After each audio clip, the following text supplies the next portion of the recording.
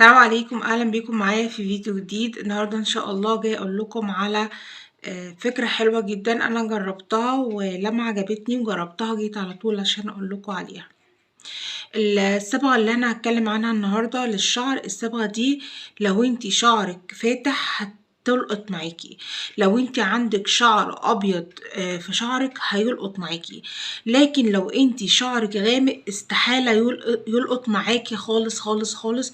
فما تعمليش الوصفة او الصبغة اللي انا هقولك عليها النهاردة، لانك لو عملتيها استحالة هتجيب معاكي اي نتيجة. تمام.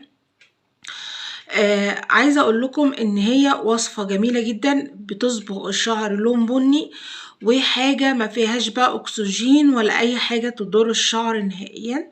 بالعكس انتي بتصبغي بيها شعرك، وكمان بتغذي الشعر وبتقويه. كلها حاجات طبيعية، معظمها موجودة عندك في البيت. ان شاء الله بإذن الله تجربيها لو انتي شعرك فاتح او عندك شعر ابيض، تجربيها وان شاء الله تعجبك وهتجيب معاكي نتائج هايلة جدا.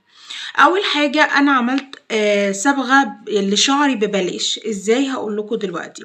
بصوا، هو انا رحت كنت في حنة بنت اختي. تمام. الحنة زي ما انتوا عارفين بيجيبوا حنة من عند العطار، وبيعملوا الحنة اللي هي الحنة دي، الحنة العادية من عند العطار دي بيعجنوها، بتبقى الحنة بقى بتاعت العروسة وكده.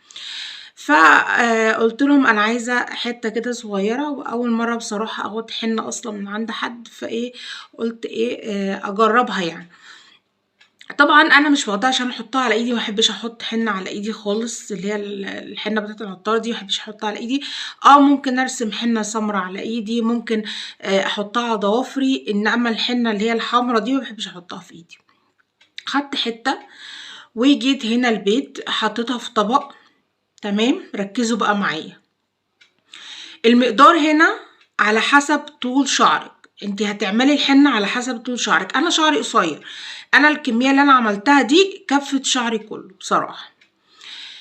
جبت فنجان كده مية، حطيته في الكنكة، وحطيت على فنجان المية ده، ركزوا معايا، معلقة صغيرة مش بتاعة السكر، لا، المعالق البلاستيك الصغيرة بتاعة البهارات، معلقة صغيرة منها شاي، معلقة صغيرة منها بن القهوة المطحونة، وحطيت باكيتين، الباكيتات بتاعة اللي هو الكركديه الصغنن ده اللي عامل زي الشاي الفتلة، الباكيتات الفتلة، فضيت منهم، هما بيكونوا مقدار معلقة صغيرة الاتنين اصلا، فضيت منهم 2 على المية دي. ولو عندك قرنفل حطي عودين قرنفل، بس انا بصراحه ما حطيتش يعني، نسيت، بس انا كنت فاكره احط، بس انا نسيت، بس لو حطيتي هتديكي برضو نتيجه حلوه. رفعتهم على النار وسبتهم يغلوا كده شويه مع بعض، وبعدين لحد ما كميه الميه تقل شويه يعني، رحت جايه حطاهم على الحنه اللي معايا، اللي هي اصلا معجونه. انتي بقى هتعجنيها، انت هتجيبي من عند العطار وهتعجنيها من اول وجديد، لا هي كانت اصلا معجونه، لكن انا حطيت عليها كميه الميه الصغيره دي، وفضلت اخلطهم مع بعض كويس جدا. وبعدين حطيت معلقه صغيره من الخل الابيض العادي، عشان يثبت اللون معايا.